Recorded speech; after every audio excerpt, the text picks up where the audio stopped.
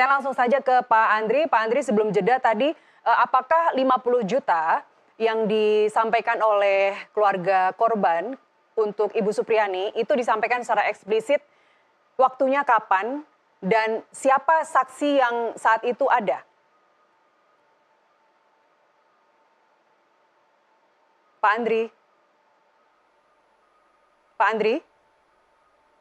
Pak Andri Ya, bisa dengar? Ya, 50 juta ya, itu disampaikannya kapan secara eksplisit oleh siapa kepada siapa dan ada saksi siapa saja saat itu, Pak? iya, jadi informasi 50 juta itu disampaikan oleh kepala desa. Nah, kepala desa ini katanya bertemu dengan penyidik. Jadi penyidik ini menyampaikan bahwa ada permintaan dari orang tua korban agar perkara ini selesai, ya, itu uang 50 juta. Karena kebetulan orang tua korban ini kan juga adalah anggota Kanit Intel ya di Polsek Baito itu. Nah, terkait permintaan itu kan sesuatu yang sangat tidak mungkin bagi Supriani, karena Supriani ini adalah guru honorer 16 tahun dengan gaji 300.000 per bulan. Ya, maksudnya untuk biaya hidup saja sudah susah, apalagi ada permintaan seperti itu. Tapi memang disampaikan secara eksplisit ya, Pak. Ada penyidik juga saat itu ya. Iya, jelas, jelas. Baik, Bahwa informasi itu kami sudah klarifikasi ke kepala baik, desa juga. baik. Apakah dari kuasa hukum, mohon maaf, sempat menyampaikan juga bahwa 50 juta itu sebenarnya penggunaannya untuk apa saja, atau mungkin dari kuasa hukum menyebutkan angka lain, seperti apa perkembangan komunikasi setelah itu? Penyampaiannya itu aja, bahwa 50 juta dan tidak boleh kurang dari itu.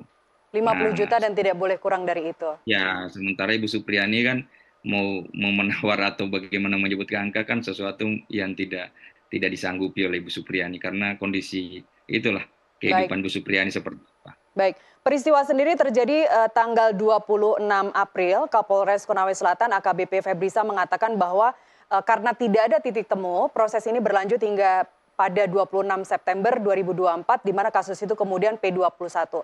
Apakah memang dari awal dari kuasa hukum tidak mendorong adanya tadi permintaan maaf, memang misalnya itu yang diminta oleh keluarga korban, ataukah memang sebenarnya bukan permintaan maaf yang diminta oleh keluarga korban, melainkan uang 50 juta itu? Ya, intinya seperti itu, bahwa yang ditekankan adalah masalah permintaan uang, ya, Baik. untuk menutup kasus ini. Baik, kasusnya sendiri Pak, kalau Anda tadi di awal menyebutkan bahwa 2 alat bukti itu sangatlah tidak cukup, apalagi yang didapat dari pernyataan dari korban sendiri yang masih berumur 7 tahun dan teman sekolahnya.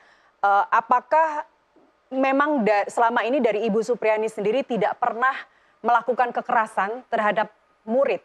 Ataukah seperti apa saksi-saksi yang Anda kumpulkan di sekolah tersebut?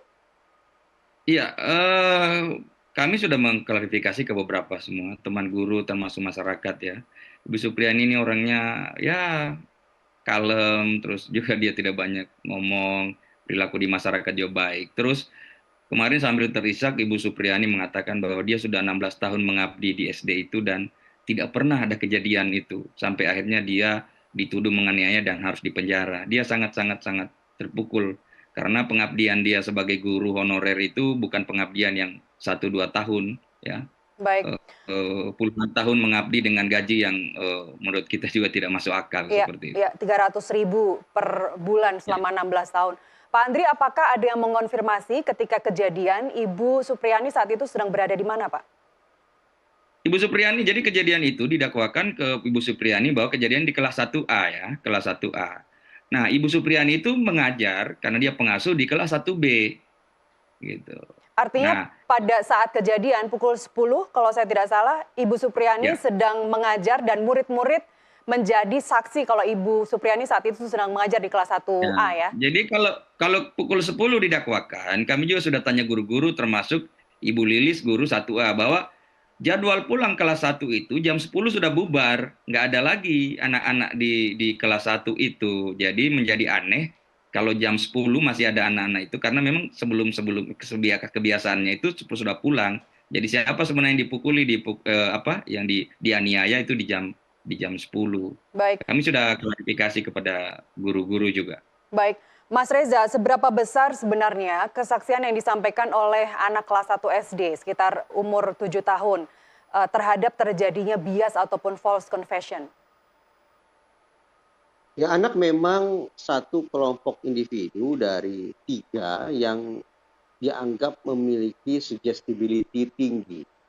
Suggestibility menunjuk derajat pada seberapa jauh seseorang rentan untuk terima pengaruh, menerima intimidasi, menerima tekanan, menerima sugesti dari pihak lain. Atas dasar itu, memang masuk akal kalau kemudian otoritas penegakan hukum harus menaruh sikap ekstra hati-hati ketika melakukan pemeriksaan terhadap anak. Saya tidak mengatakan bahwa keterangan dari anak itu sepenuhnya adalah palsu, sepenuhnya adalah tidak bisa dipercaya, tidak mengatakan itu. Yang saya katakan dibutuhkan sikap ekstra hati-hati ketika melakukan pemeriksaan terhadap anak-anak. Apalagi seandainya, ini sebagaimana kasus-kasus lain yang juga pernah kita perbincangkan di NTV, ketika proses penegakan hukum terlalu mengandalkan pada keterangan, apalagi dalam kasus ini adalah keterangan dari anak-anak, maka izinkan saya untuk mempertanyakan kualitas penegakan hukum itu. Baik, Mas Reza, kita juga tidak melihat dari pernyataan Pak Andri tadi adanya circumstantial evidence. Ibu Supriyani tidak pernah terlihat atau ada yang bersaksi bahwa dia pernah memukul orang lain, siswa lain, atau kemudian juga tabiatnya yang amarah. Kita tidak menemukan circumstantial evidence seperti itu. Apa yang Anda simpulkan dari hal ini? Hitung-hitungan di atas kertas tampaknya dari narasi yang disampaikan oleh Pak Andri, saya memperkirakan hakim mungkin tidak akan teryakinkan bahwa sudah terjadi peristiwa pidana. Tetapi yang saya persoalkan justru bukan semata-mata pada aspek pidana tentang nasib Ibu Supriyani. Tapi tentang kerja otoritas penegakan hukum itu sendiri. Sebagai misal, saya sekarang bertanya, ketika diajukan permintaan untuk membayar ganti rugi katakanlah 50 juta rupiah, apakah itu disampaikan langsung oleh orang tua si anak kepada Ibu Supriyani, ataukah melalui pihak ketiga, melalui pengantara? Nah, dengan demikian perlu ditelusuri. Sebetulnya 50 juta rupiah ini merupakan permintaan dari orang tua si anak, atau justru permintaan dari pihak lain yang lagi-lagi mencoba mencari keuntungan dari peristiwa semacam ini.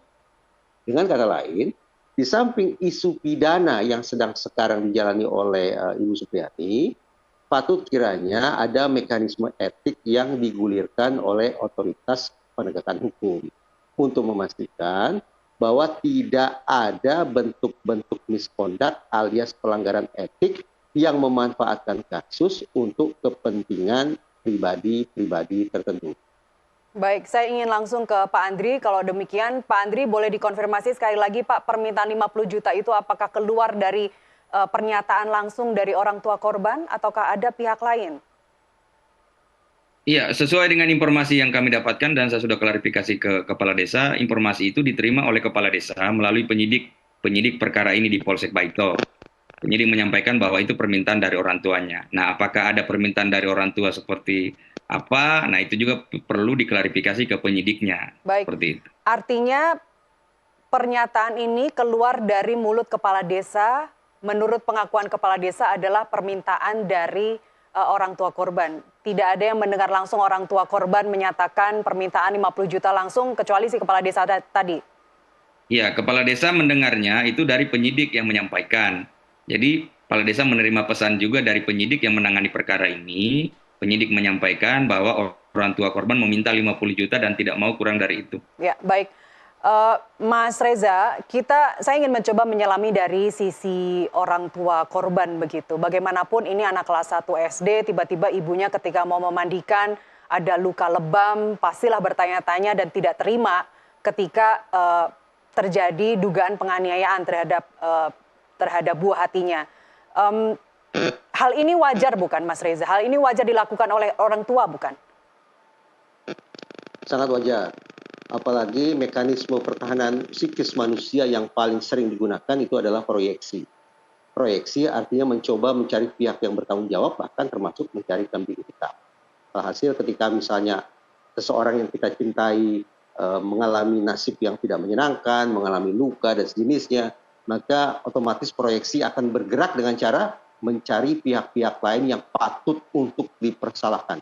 Sehingga kemungkinan bias dalam penarikan simpulan bisa terjadi.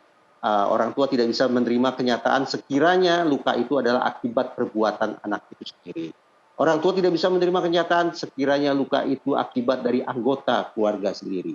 Tapi mencari pihak lain di luar kalangan yang memiliki ikatan emosional, itulah merupakan bentuk proyeksi.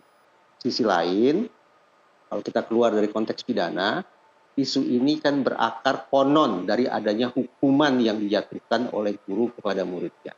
Kita perlu insafi bersama bahwa di dalam undang-undang guru dan dosen ada pasal yang bunyinya kurang lebih bahwa guru boleh menjatuhkan hukuman kepada murid.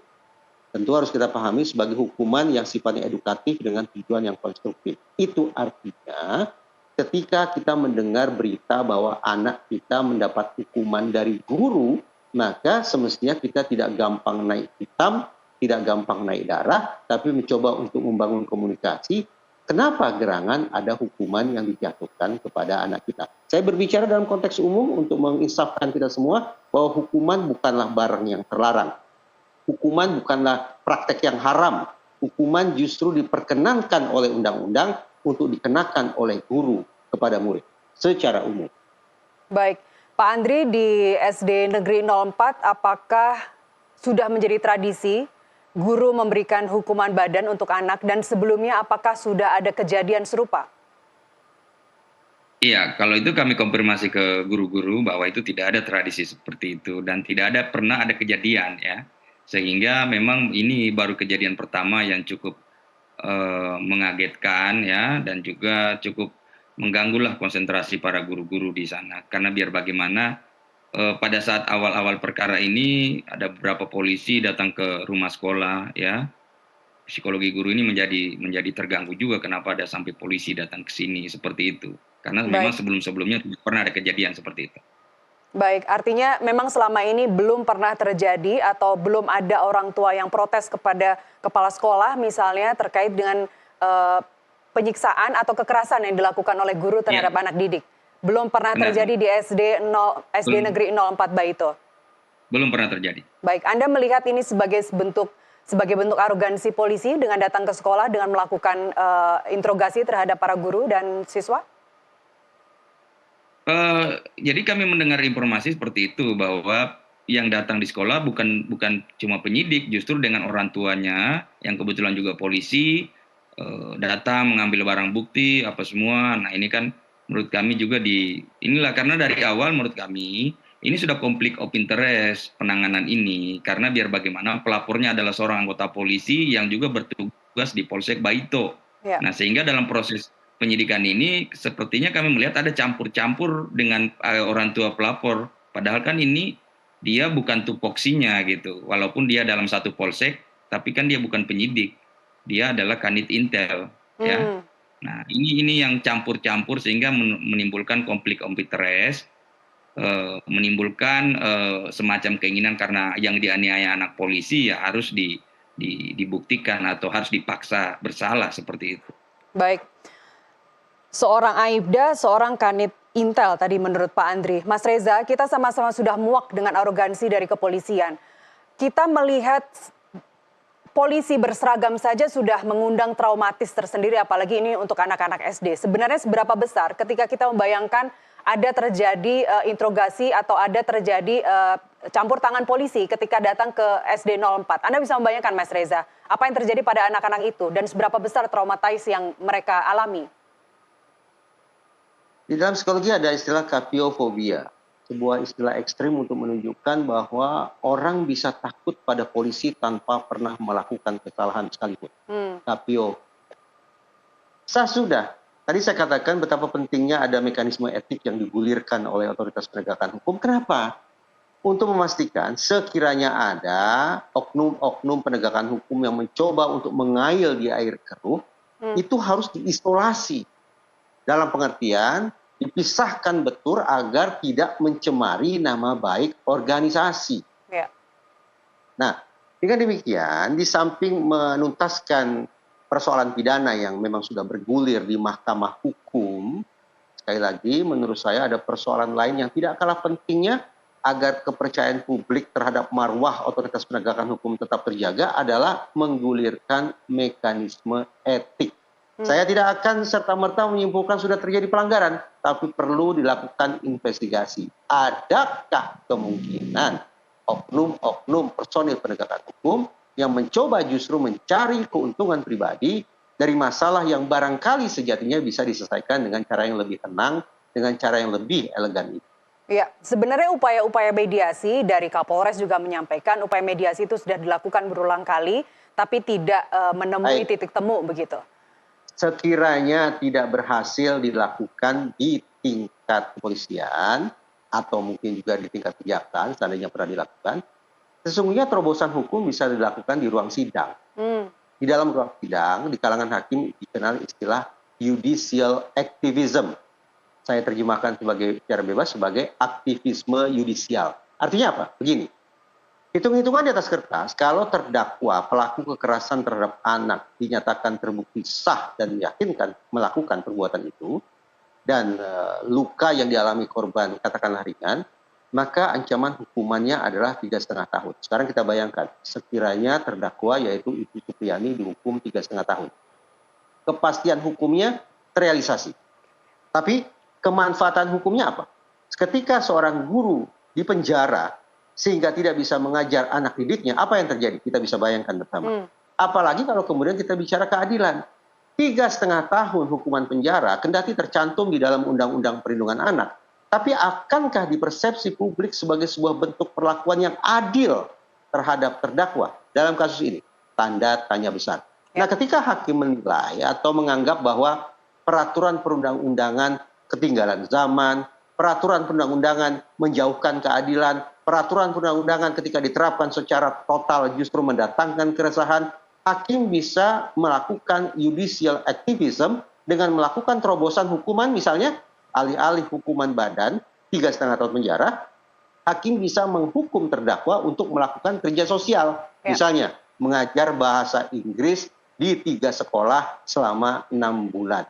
Saya pikir ini merupakan bentuk hukuman yang akan lebih bisa diterima oleh terdakwa, mudah-mudahan demikian, dan tidak akan menciderai hati publik. Baik, apalagi kita sekarang mengacu kepada Perma nomor 1 tahun 2024, adanya restoratif justice yang dilakukan, jadi bukan hukuman yang penal. Kita belum tahu dakwaan seperti apa atau pasal apa yang dituduhkan kepada klien Anda, Pak Andri? Dakwaannya itu ada pasal 80 ayat 1 Undang-Undang Perlindungan Anak, kemudian pasal 351 ayat 1 KUHP. Berlapis ya? Iya. Baik, saya sebenarnya cukup ingin mengapresiasi Kapolres Konawe Selatan juga AKBP Febri Sam yang mengatakan bahwa ketika terjadi mediasi di awal, Kapolres memediasi dan sejak awal kalau mau minta maaf sebenarnya selesai. Apakah benar itu terucap dari Kapolres bahwa minta maaf saja sebenarnya sudah selesai? Atau sebenarnya Bu Supriyani memiliki pemikiran yang lain? Itu tidak benar itu pernyataan menurut kami tidak ada kebenarannya. Kapolres tidak pernah memediasi, tidak pernah turun. Kapolres tidak pernah turun, tidak pernah memediasi? Iya. Baik, saya ingin ulangi pernyataan ini dari Kapolres sendiri mengatakan bahwa ada Aibda Wibowo Hashim juga, ayah dari korban, mengatakan bahwa sekali lagi mediasi didampingi kepala sekolah 1 kali, kepala desa 1 kali, datang sendiri 2 kali, selebihnya ketemu di Polsek. Ini apakah benar mediasi sudah dilakukan berulang kali, Pak Andri? Ya, mediasi pertemuan-pertemuan seperti itu ya. Ya, ada kepala desa, ada juga dari Polsek. Tapi sekali lagi bahwa memang tidak pernah terjadi karena yang dititik tekankan di situ adalah masalah uang. Yang dititik beratkan adalah masalah uang. Termasuk dengan Kapolres menyatakan bahwa dari awal penyelidikan sampai P21 tidak dilakukan penahanan oleh kepolisian dalam hal ini Polsek Baito. Selama tidak dilakukan penahanan itu apakah hanya memang terjadi mediasi-mediasi atau ada ancaman atau seperti apa sebenarnya dalam kurun waktu April hingga kemudian ditetapkan sebagai tersangka bulan Juni? Ya, pada intinya bahwa Ibu Supriyani dari awal memang sudah dipaksa untuk mengaku. Kemudian Ibu tidak terjadi, kemudian ada mediasi-mediasi tidak berhasil. Akhirnya perkara ini kemudian dilimpahkan ke kejaksaan di P21 seperti itu. Termasuk juga ketika Kapolres menyatakan suami Ibu Supriyani menyodorkan amplop putih yang diduga isinya 30 juta rupiah, itu tidak benar ya Pak? Tidak benar ya, Itu tidak benar. Kami sampaikan tidak benar. Baik, Ya. Mas